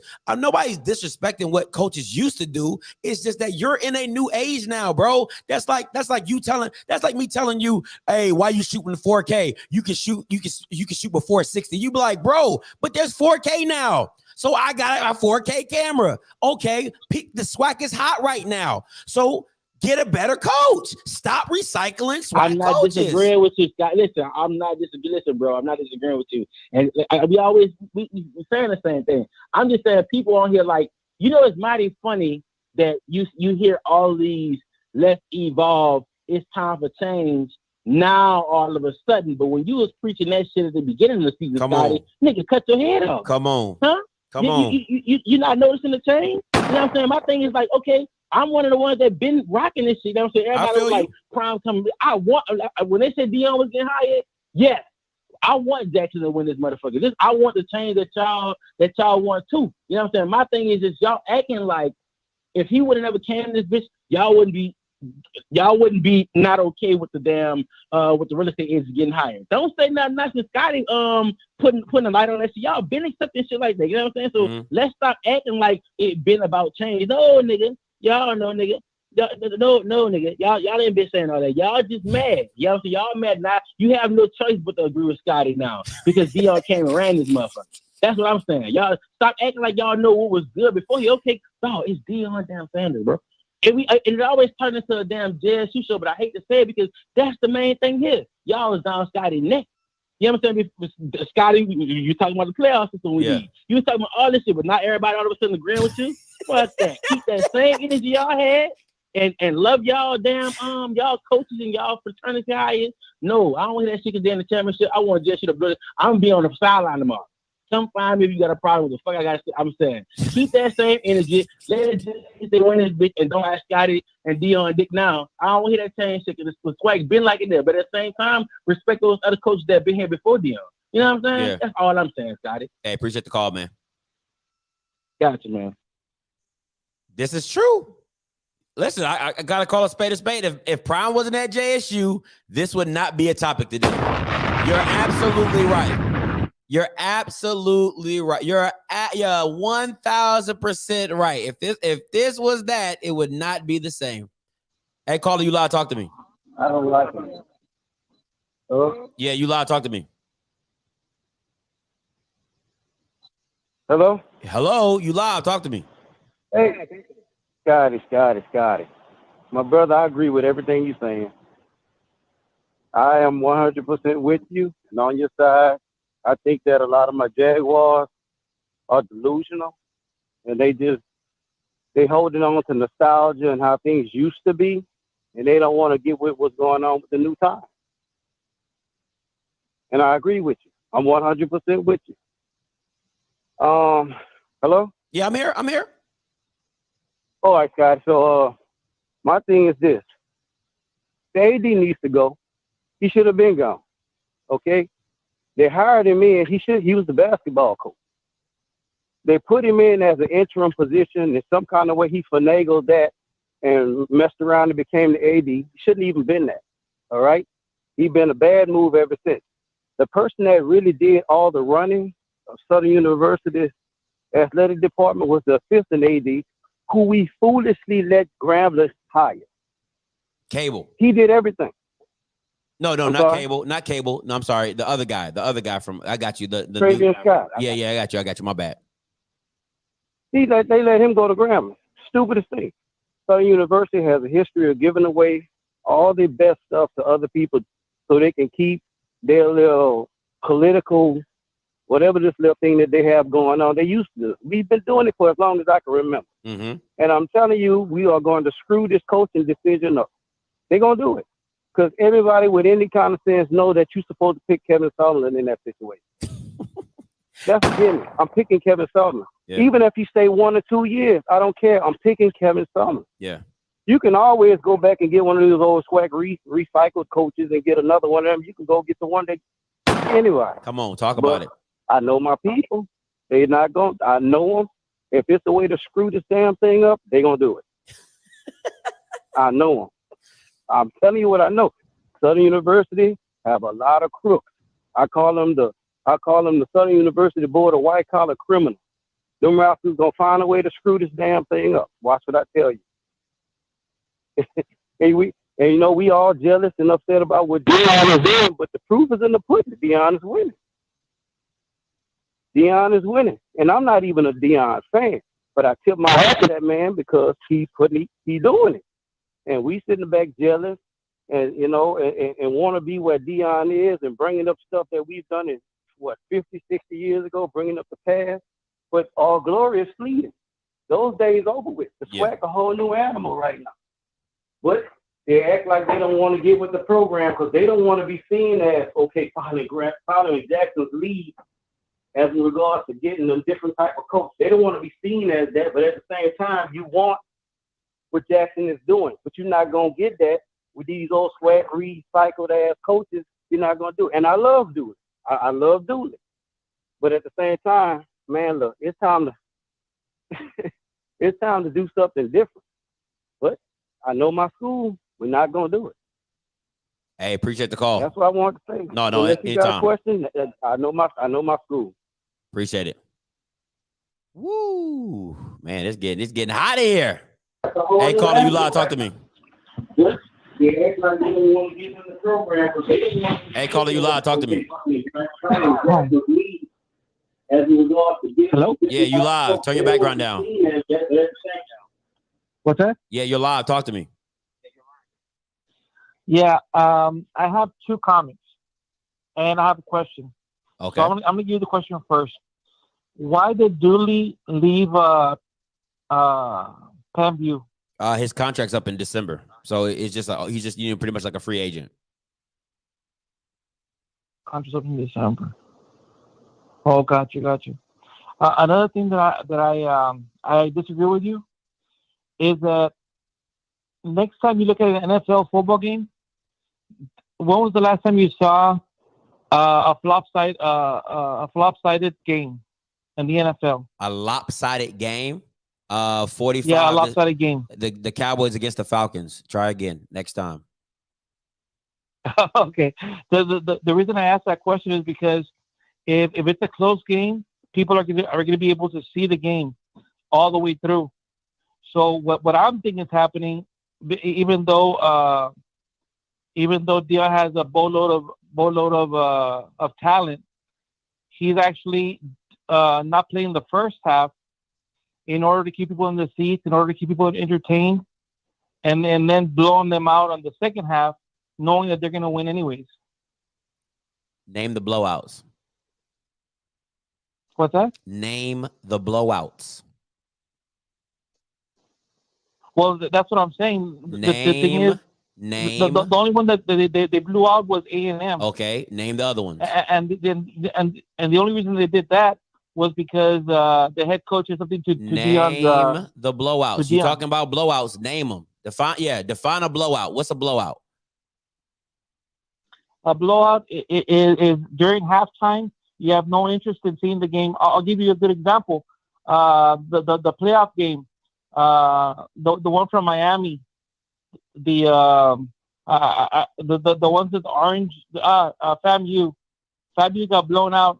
So in halftime, nobody was even interested in seeing the second half because it was a blowout. So that's what I'm talking about. If there's blowout games, just like not even about to waste my time with that. Hey, caller, you live. Talk to me. Hey, what up, Scotty? Talk to me. See, they must be trying to pay. Sumlin must want like $2 or $3 million or something, right? He's still getting paid from Texas A&M and in Arizona, so he's good. Yeah, I'm just trying to see because everybody know that Sumlin should be the best hire, and I look at it like Dancy will probably be better than Dooley, but I can actually say that Dooley, he can recruit out of Louisiana or whatever like that. Mm-hmm. But me personally, I like Sumlin because I know he can recruit nationally. You know what I should have done? I should have put I shouldn't have put no names. I should have just put like Coach A and Coach B, and which would you have taken? You know what I'm saying? Because that's really what this all comes down to. Is that if I didn't have a name, if I did not have any name to these coaches, and I just gave you their records and the championships that they won, and just said pick Coach A or Coach B, 9 times out of 10 you would have picked Sumlin's. You would have picked Sumlin's. I mean, Sumlin is the better choice, man. I mean, Dion have raised the bar, and JSU have a good team this year, and I can imagine what next year is going to look like. So we need somebody that's going to actually bring in some really good players. I mean, listen, I won't doubt. What I won't doubt is I won't doubt Dooley's recruiting in Louisiana, but is recruiting, and this is my thing, is recruiting Louisiana regionally going to beat Dion nationally? That's my point. Exactly. And I think Sumlin can actually, do that against Dion. I think he have the better. I think he used to, recruiting nationally. He used to it. He been coaching. Dion just actually started coaching. Yeah. So I think he'll have more pull, with different nationally, We'll see, man. We shall see. We'll see because they're supposed to make a decision on Monday. They're supposed to go, listen. And from what I've been told, pretty much win or lose. That's why I was trying to push it. That's why I pushed this out so fast, because I'm like, call your congressman, call your Senate woman. You know what I'm saying? Because there needs to be some kind of monkey wrench in this. Like, there should be some more from alumni. Because let's be real, like these other schools, they would protest. They would legit protest. You know what I'm saying? So it's just funny to me that other schools. I'm gonna say this, guy, and I'm gonna go. I hope JSU blow their ass up so Southern can think twice on hiring. I don't even think that's gonna happen. I talked to the big donor. I said, what if Dooley loses 35-7? He said, Scotty, it ain't gonna matter. I said, damn, that's just bad. That's just bad. All right, well, I'm gone, Scotty. I appreciate it. My thing is this: I had somebody call in. I had a caller call in and tell me it didn't matter that PV lost to Valley. That game didn't matter. Is that the mindset we're pushing out on the SWAC? Is that the mindset y'all pushing out on the SWAC? Oh, that game doesn't matter. We are in the SWAC. Is that the narrative you're pushing out? Because I know for a fact, if Dion would have said that out of his own mouth, if his team would have lost the Alcorn rivalry or not, that people would have, if Jackson State would have lost to Valley, point blank, period, everybody would have been clowning him. But now it's PV and they didn't need the game and oh my God, and they're still going to, that's how y'all thinking? That's sad. That is sad. Point blank, period, sad. And that mindset, take that shit somewhere else. That's horrible. Hey, caller, you loud, talk to me. Hey, Scotty, it's me again, Jordan. Talk to me, Jordan. I want to, I was just listening to your show, man, and I was thinking about a lot of different things. And one of the biggest things I think is we kind of keep hearing is that in the SWAC, man, I didn't think about this either, is we see the recurring theme of a lot of mediocre situations have been accepted. And what I mean by that is kind of like how you're talking about PV lost to Mississippi Valley State, people don't care. I remember when we had the FAMU show, you had the FAMU show, my bad. Yeah. And people were saying, well, damn, if we lose to Southern Louisiana, it don't matter. Southeast Louisiana, whatever the hell the name is, it don't matter. We still good. You know, our record was good. It doesn't matter against those schools. And you did ask me, why did a lot of coaches come in and not have success? I think that might be one of the biggest things, man, is that a lot of HBCUs that I've been around from top down, man, they pretty much just accept if you beat kind of the biggest classic games that they have, that's all that matters. It doesn't matter if you beat any FBS or out of conference games. It doesn't really matter kind of how at the end of the year your schedule is truly, as long as you kind of were competitive and you beat the big classic games. So I think that's one of the hardest reasons, man, it has been for the SWAC to get guys out of conference and bring them in and have them have success in the SWAC. And then if you think about it with Dion, I know some people are saying, well, damn Dion, we had coaches before, but right now with Dion, it is high as ever. And even too, kind of just with the tide of George Floyd and all the protesting and things of nature and just wanting our fair shot as Black people, you know, it's been really hot for a lot of people to come to HBCUs committing, whether that be basketball or football. So I think this would be the perfect time, perfect storm for a guy like Sumlin to come in and change that narrative on the SWAC. I mean, even outside of the SWAC, we're looking at CFL and the NFL. A lot of the scouts look at the players in there and say, oh, man, these are a lot of guys that they don't really strive for greatness. I think even, too, when I went to Prairie View, one of the DBs I had to look up to was Moseby St. Moseby St, he was like maybe 8 years older than us. So we don't really have a lot of guys that come in every year going to NFL, and that's not really the goal that we're looking at every year. Like, hey, listen, you're going to come in and you're going to go to the NFL. If you have a guy like Dion telling you that, a guy like Sumlin telling you that, man, you believe it. And you have it from top down of guys coming in and saying, damn, that's what the goal is for us, is to come in, win SWAC, beat out of conference games, win those, and they go on to the NFL. I don't think the SWAC has had that. They might have had it in years past, but I know when I was at Prairie View, that wasn't the mindset. And we still had guys that went to the NFL, but that wasn't the resounding feel from the locker room. Let me ask you this, right? I want to get your opinion on this. What's the difference of hiring a coach from the SWAC and getting your butt whooped, and hiring a coach outside the SWAC and getting your butt whooped, in your opinion? Well, I think what a lot of the SWAC alums look at is that coach in the SWAC is going to understand the importance of these different games and classics, kind of how to go about, like, whether it be media or the student athletes. I mean, I think that would be the only thing, because at the end of the day, a loss is a loss. But for me personally, what I would look at is, I know from when I was with Northern and when I was with Coach Simmons, both of them, they would talk to you, man, and you know, they might say, hey, listen, we have plans for you to go to the NFL. Now, if somebody like Dion is telling me that, I would believe it versus a Northern or Coach Simmons. So for me personally, I don't really know as far as the losses and how people feel, but I do know just as far as the morale, getting the team going. We talked about like Dion having that Dion effect, but there are some guys like Sumlin. Hell, if someone comes into your program and tells you, man, I think that you guys can do some amazing things here. I think that we have 9 players on the squad that's going to go into the NFL. I think a lot of guys would believe that way more.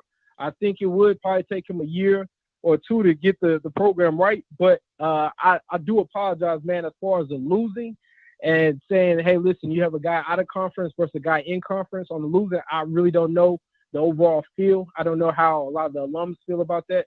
But I would say, as far as coming in, commanding a locker room, I would feel like a guy that has been on the highest pinnacle at Texas A&M, beat a team like Alabama. I mean, that's everybody's kind of like motto that they want to follow after.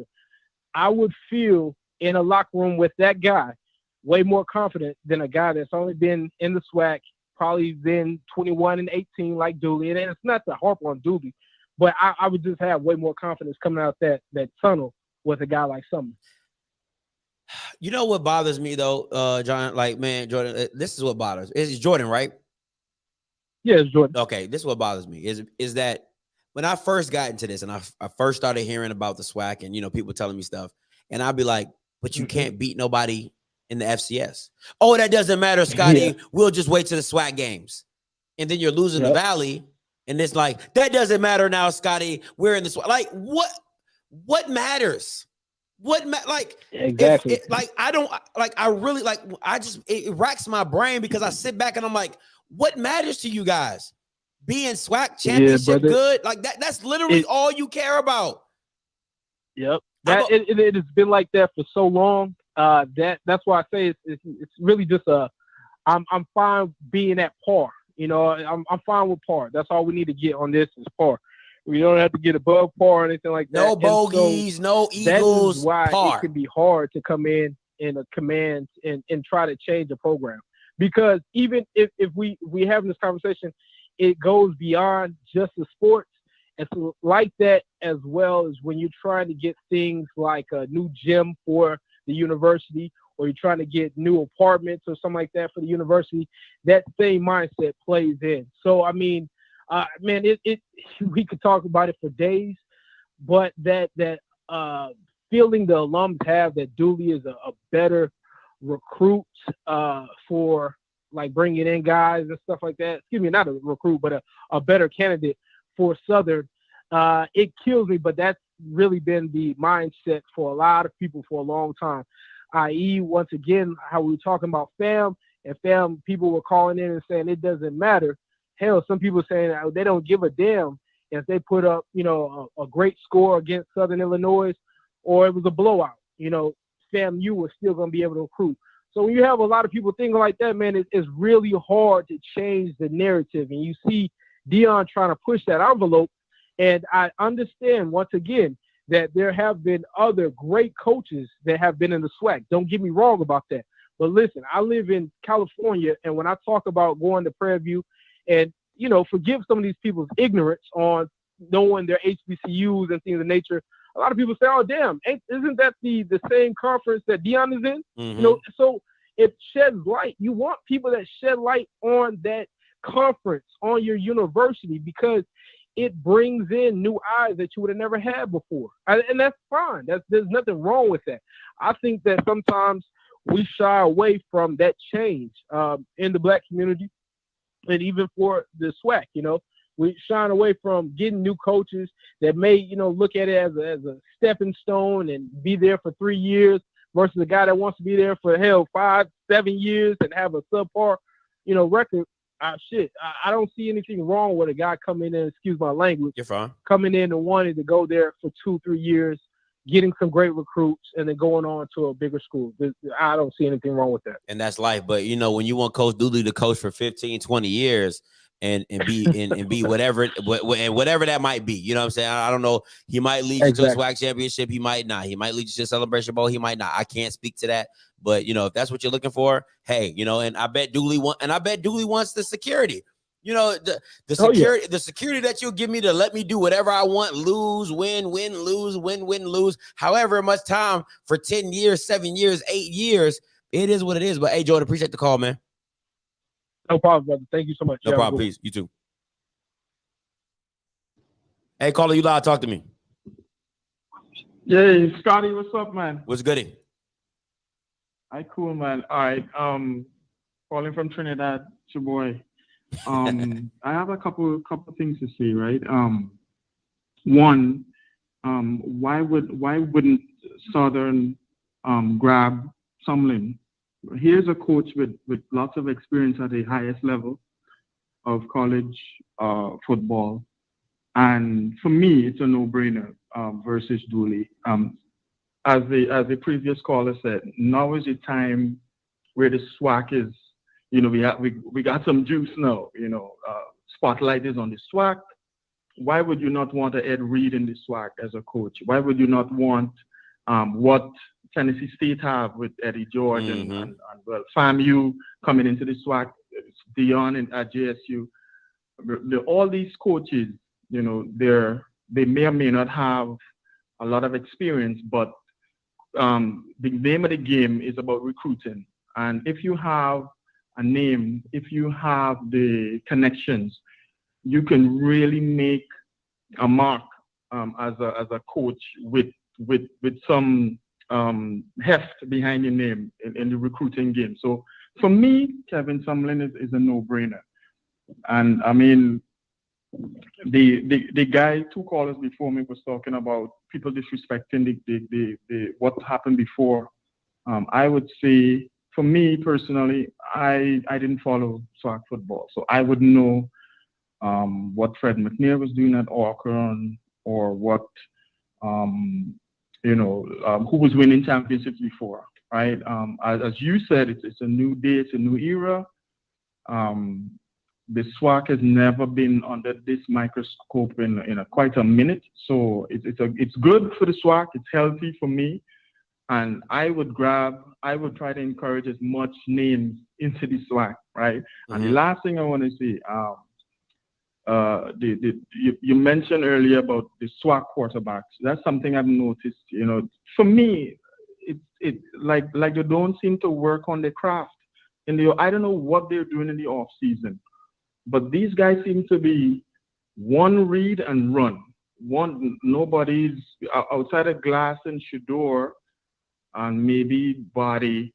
I've yet to see consistently SWAC quarterbacks sit in the pocket. I mean, it could be that all the best quarterbacks are going to the Power 5 and the SWAC get the dregs, as we say in the Caribbean. But these guys need to work on their craft in the off season, because we've seen last week with FAMU and Rashawn McKay, essentially, we may or may not get an invite to the FCS playoffs next year based on the performance, right, Scotty? Yeah.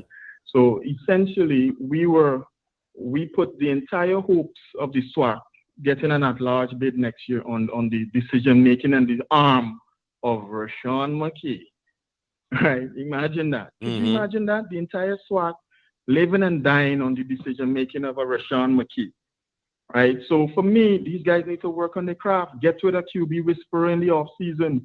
Work on your craft. Pre-snap read, post-snap reads. Yeah, I mean, reading with the defense. You have to, if you want to make it to the next level and not switch position, right? That's just my contribution. Hey, appreciate the call, my boy. No scene, bro. Bless. All right, B, you shutting it down. What's up? You live. From the OFFScript New Missionary Word of Faith, Blessed Covenant House of Knowledge Church here on Luther, the King Avenue. There's one in every county, city, in every state. All right, from the book of Al Green. Hey, Bishop Campbell, I see you, brother. To the SWAC people, I know that everything is gonna be all right. SWAC, we coming back like we said we would. SWAC, we coming back for the truth and good. All right, now that we got that out the way, hope y'all enjoy. I hope y'all had a good laugh. All right, let's see. Let me move on down the list. I didn't know if I was gonna get the opportunity tonight. You know, I ain't calling in a couple of days. Oh, boy, they working the skin off a brother. All right, no, they working the skin off the brother on the nag and the nag. Man. So with that being said, say that again. I said, you stupid. Hey, with that being said, hey, Mr. Kofi said the other day, Hemingway, he said, you better call Tyrone. Now, he did say that, but he forgot to say, you know what I'm saying, bag lady. Now, you know what I'm saying, I don't even want to go in no further than that. You know, with that being said, Scott, I got to ask you a real question. Talk to me. Scott, I really got to ask you a question. Now, they posted the other day, and I see, and let me see if I'm getting this pronunciation right. Is it HLAIR? Is that the old receiver? Odu Hilaire. Yeah. Yes, from Alabama A&M, correct? Correct. He must not believe in Quincy Casey. That don't got nothing to do with my boy Quincy Casey. I know it don't, but I just wanted to say Quincy Casey because you done made it a thing now. You know what I'm saying? Just like, so, I mean, hey, we can't even have a show. Hey, we don't have a show without either one of their names getting touched on with that emphasis just like that. But I just wanted to call in and give the midweek reviews and comments from the OFFScript missionary word. I'm not even going to go all the way into it, but I have to give a shout out for my sponsors. This company is sponsored by Taste of the South. We will fulfill all Jackson State games and needs, and we will look forward to see you in Jackson, Mississippi at the game this weekend. Oh, and let me tell you this, man, guess who I talked to last night? Man, I talked to Mr. Papa Bobby Hampton, man. Man, he one cool cat, man. I like him. He a good father, good black father, man. I just want to throw a shout out to Pop Hampton. Hey, Keontae. Hey, man, I'm gonna sponsor you too. I'm gonna sponsor you and Pop just for the hell of it. But also, I would like to Carnegie Park Compounding Pharmacy in Mesquite, Texas. Please come and see us. We handle all pharmaceutical needs, and I have nothing else. Hey, I gotta let you go. I gotta let you go. I gotta let you go. I got a call I gotta take real quick. All right, peace. All right. Hey, what's up, Unc? You live? Many of us are finally looking forward to an opportunity. Hey, Unc, you on? Yo. Yeah, you on? Hey, what's up, Scotty? Hey, man, I'm on air as you hear in the background, man. But this conversation is popping, so I had to get in right quick, man, and talk to you for a minute. No Kevin Sumlin at Southern ever. There will never be a Kevin Sumlin at Southern. I will turn in my SU shirt and all my paraphernalia before Kevin Sumlin comes to Southern. Oh my goodness! You don't want him. You don't want him. This, if anybody doesn't know, this is Reggie Flood from. I know this dude personally. I know this dude. I know Mega Sumlin personally. I don't want him anywhere near my university. Ooh, that's a done deal right there. No, that's a done deal. So he only wants to come to us out of desperation. That's the only reason he's in this conversation. He doesn't want to be around us. He's never wanted to be around us. So you'll take Dooley? You take Dooley? I'm not. Look, I am not. I'm not over the top about Dooley, about Coach Dooley. I just know what coach I don't want, but I'm not over the top. That's where I am. I know who I don't want. I'm not over the top about Coach Dooley. And Coach Dooley is a friend of mine. I've literally known him for almost 30 years. Yeah. But I'm not over the top about that hire. But at the same time, I know who I don't want, but I know there are some names out there that I would like to see entertained that I know that have been talked to. And I'm just waiting to see if this is actually how it goes. I've heard all the rumors, I've heard the inside information, but I'm waiting to see what trigger gets pulled, because there are some interesting names out there that have been talked to and have been interviewed that the door hasn't been slammed on yet. Okay, that's real. So we'll see. Hey, we'll see. But I got to get back on there, man. I just wanted to call in and chop it up with you. Hey, no problem, Unc. Anytime. No problem, Unc. Thank you. All right, peace.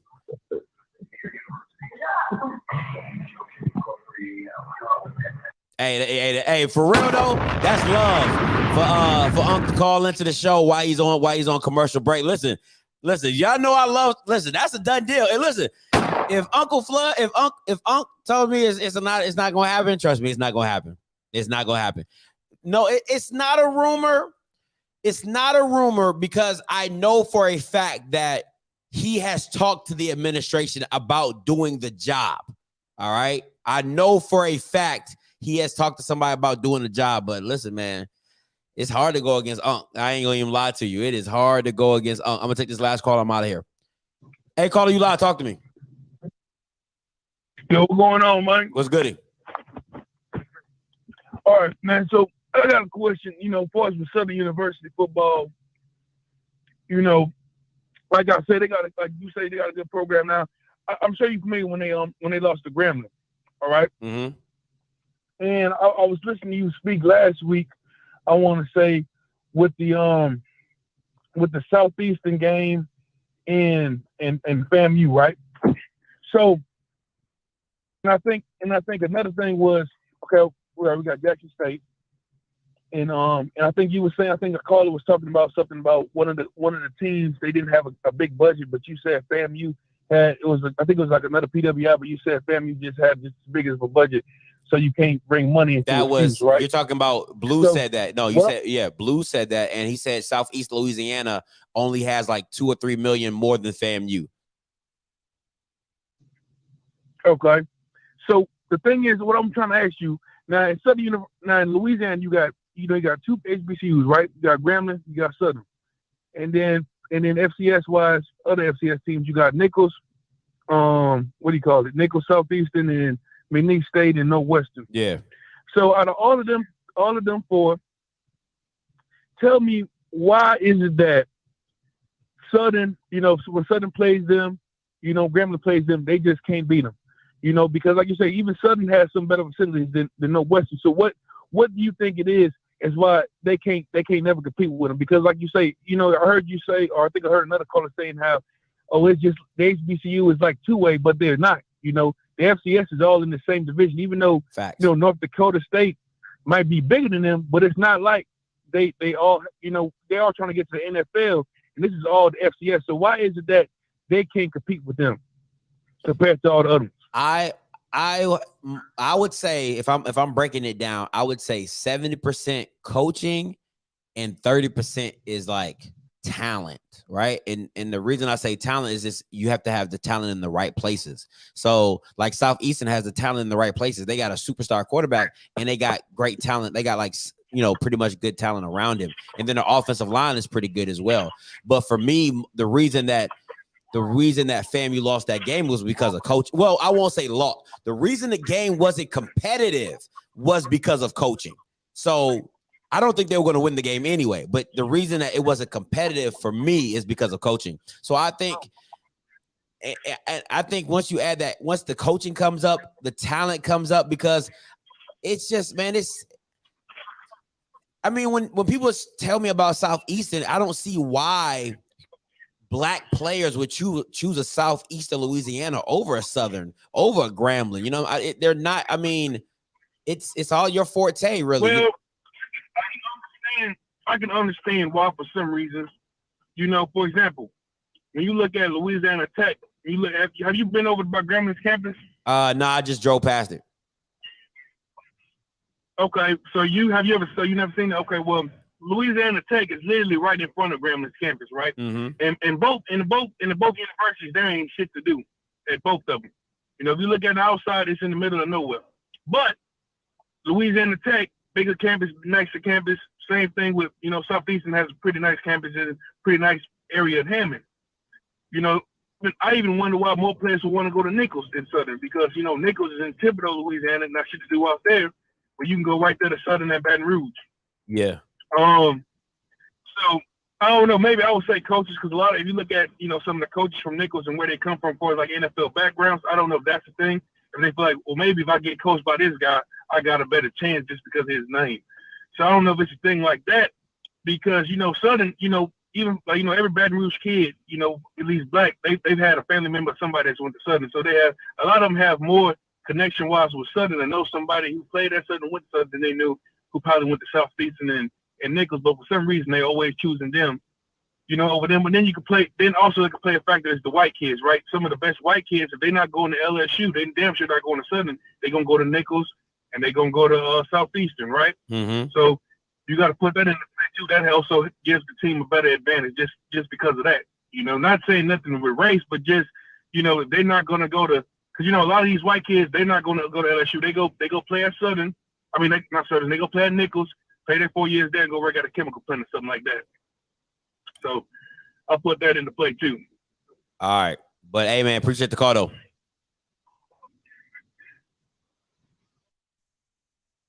All right, man. I'm about to get up out of here. So listen, tonight at 9:00, interview with Keelan Kennedy. All right, Keelan Kennedy tonight, Jackson State commit. All right, 9:00 Eastern. Make sure you tune into that.